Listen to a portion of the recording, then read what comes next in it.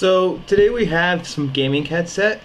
This is what you the 3-in-1. It's compatible with PS5, PS4, Xbox One, Switch, PC, laptop, and mobile device. PC and laptop, same thing. It has 7.1 driver free, so it's virtual surround sound, which I'm not the biggest fan of. AI powered, environmentally noise cancelled. So I'm assuming that's built into the buds. Even though they look open back, I'm assuming they aren't. Because I don't see anything about it. They have a 50mm diameter microphone, is unidirectional, noise identifying mic is omnidirectional. And then you have, it says designed for pro gamers. The Eksa Star Engine headset brings out the best in immersive 7.1 surround. Okay, so we'll do this. And then it says it has comfort.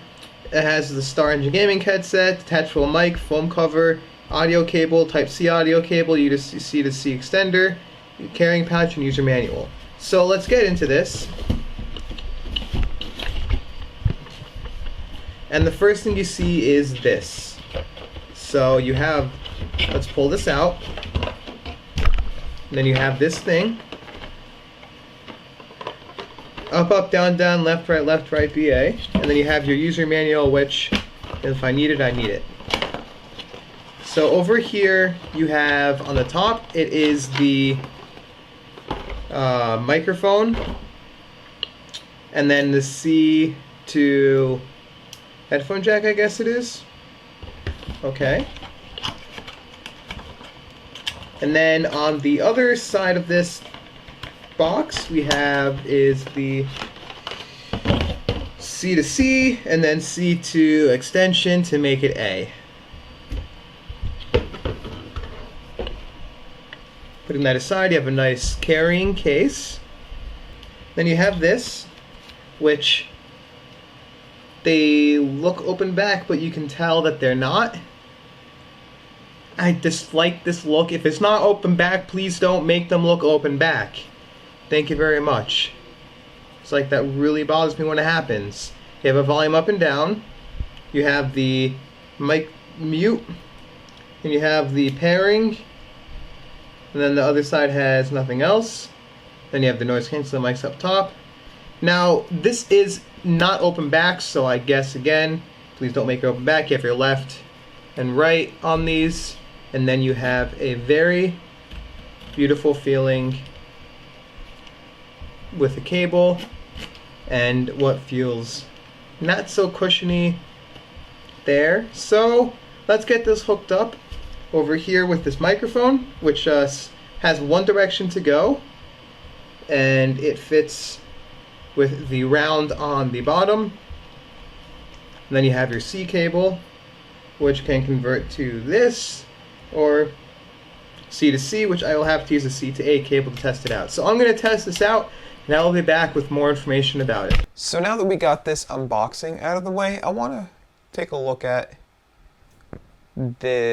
around this looks and everything of this device as it is.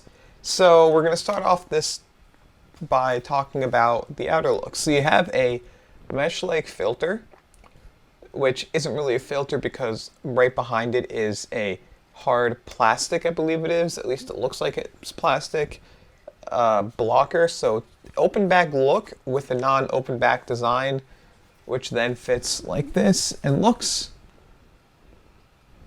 kinda, just, you know, I don't mind that they did this, but at the same time, I don't like it.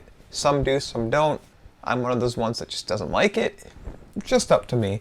And then you have a couple other things. You have a detachable microphone. You have a USB-C port that's not for charging it, but is for power, which then, as you saw, comes with USB-C to C and USB-C to A extension, or a USB-C to 3.5 for those devices that need it, which then doesn't give it power, but it does allow it to still connect with a bit less oomph. You have the press for noise canceling, or you can actually hold it and it turns on and off the RGB. And then you have a mic mute and unmute. Then you have a volume rocker. So independent to what the computer itself, phone, whatever the hell you're going to connect it to will give you. This is a volume rocker where you can turn it up or down all the way independent. So what I like to do is I like to keep my computer at 100% volume and just use this volume rocker to control the volume because it's there, why not use it? You have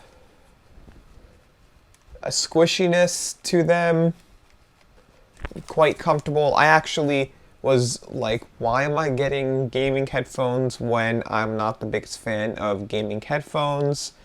Why do I care? What's this? And then I went like this and I'm like, covers my head. It goes down. They have a nice amount of granular control, which I can actually go like this. Put this one down by one. And they look gaming, but I don't care. But I did that. And they don't have a big clamping force. But yeah, so it's just not bad at all. And then if I put on the microphone, this is what they do look like. And they don't look bad, but again, the only reason why I don't like this, and I have an XLR mic that's like, it's not an issue, but I have another mic. But the only reason why I don't necessarily like this is because my peripheral vision, it's on there, it's okay, so you have a mic, but my peripheral vision, I see in the corner of my eye this line, and it's a bit distracting, so I'm looking at the camera, I can see it. I'm gaming, looking at my monitor, this is just the direction of my monitor, I see it. It's there. There's no way around it. The only way around it is to basically go like this, which then kills the sound quality of it because it's facing downwards and it's not facing you. So you have that, but it's not a bad mic. Now there is a software which gives you controls, like gives you equalizer, but Windows only for equalizer on both the sound, and on both of the virtual surround sound and the regular. I put it on the Eksa Pro recommended sound profile, which fixes the bass, makes it down a bit lower, because I even thought in games, booms, shooting, and like explosion shootings and stuff were a bit too high. It's their recommended profile, but they don't do anything about it. For some reason, they give you basic profile, which is like really high bass, like gaming headphone style sounds. But the only problem is if they're going to recommend you have their Eksa EKSA sound profile, why not just enable that by default for both profiles, because that's what you recommend. And then you have your microphone, which has an ANC on or ANC off, and you can hear what it sounds like here. So this is mic ENC. Peter Piper picked a peck of pickled peppers. Peter Piper picked a peck of pickled peppers. Sally sells seashells down by the seashore. Sally sells seashells down by the seashore. Now this is with mic ENC off. Peter Piper picked a peck of pickled peppers. Peter Piper picked a peck of pickled peppers. Sally sells seashells down by the seashore. Sally sells seashells down by the seashore. Peter Piper picked a peck of pickled peppers. So let me know which one you think is better. This is with mic ENC on, so let me know again which one you think is better. Now, as you heard, the noise canceling is great on the mic, and then you get the non-noise cancel. Like, it does sound compressed, but it's getting rid of all the other noises. And I have noises that can be picked up sometimes, like I have a fan that picks up. I had noise outside around me that got picked up, and it wasn't picking it up.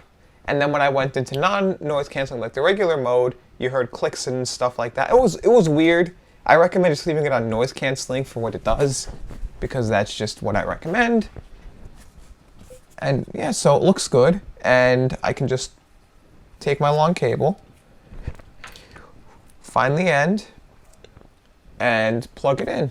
And it doesn't matter, you could use any USB-C cable as long as it doesn't have as long of a cable or as big of a cable connector as what's here, which is a decent amount big, but you can still do it. And then it comes with a decent extension cable, which I have to use because USB-A, no USB-C on my computer, plugged in, It's great. You have lights on the side. The cable doesn't get in the way. It's very flexible, and of course you can use anything. And then this may get in the way, but even here, like, you can see how far away it is from me. It's about 1 pointer length away, which is good because it does sound fine like that. Now, when I'm playing games, I'm playing Call of Duty most of my time, and then I played a bit of the Doom Eternal because that had great soundstage, and I turned on the surround sound. I hated it. Surround sound on. Surround sound off.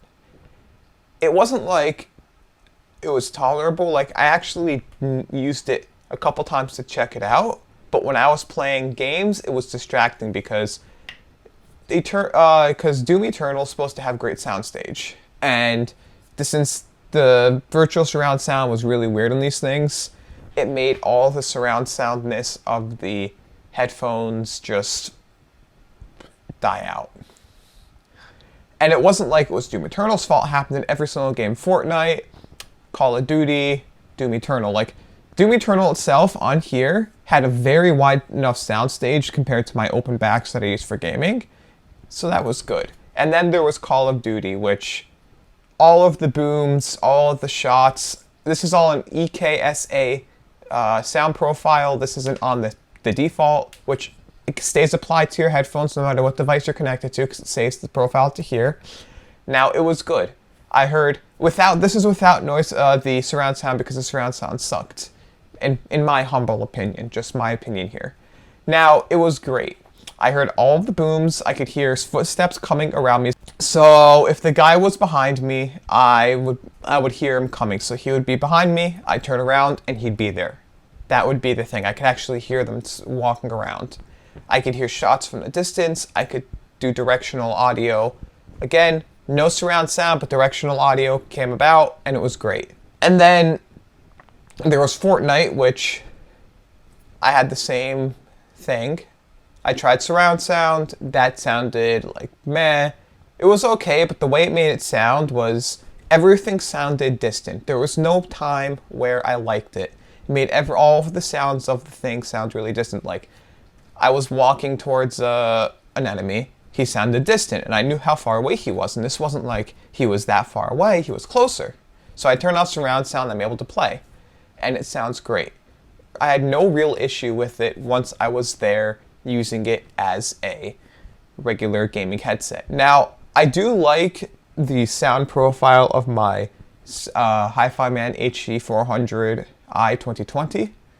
And how they're open back, it's a bit wider than this, but I thought these were great. I was going into this in terms of gaming headphones.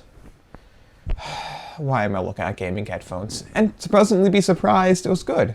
Now, I want to talk about the issues with music, because I didn't like them for music. Now, I'm not trying to be an audio snob here, but compared to my, yes, they are expensive, my WF-1000 XM4. Yes, they're in ears, but the overheads that I tried sounded basically similar enough. My problem with this was there was too much bass. Some people may like that. I didn't.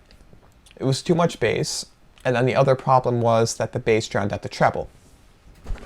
So I was there listening to these, and even some songs that had more orchestras to it, versus just songs that were all rap and everything like those. Orchestra, like classical music, the mids got drowned out by the bass. That was a bit too high. And then the highs, they dropped off at a too big of a level. Like at I wouldn't even know, maybe like the 8000 range, it felt like it dropped off and you missed out on some of the clarity of the music that you had with other headphones in this $80 price range. If you don't care about sound quality, you're not really listening to music that often through headphones, or you're not going to be watching TV, because again, that's another issue that I had. All in all, they're good. They're good for gaming. They have an app you can download for Windows, which allows you to EQ, turn on or off ANC. The mic sounds decent enough, and it's good. Now, I actually do think they're good. and I would recommend these to a friend. So if you did like this video, please rate, comment, subscribe, give it a thumbs up, and as always, enjoy the rest of your day.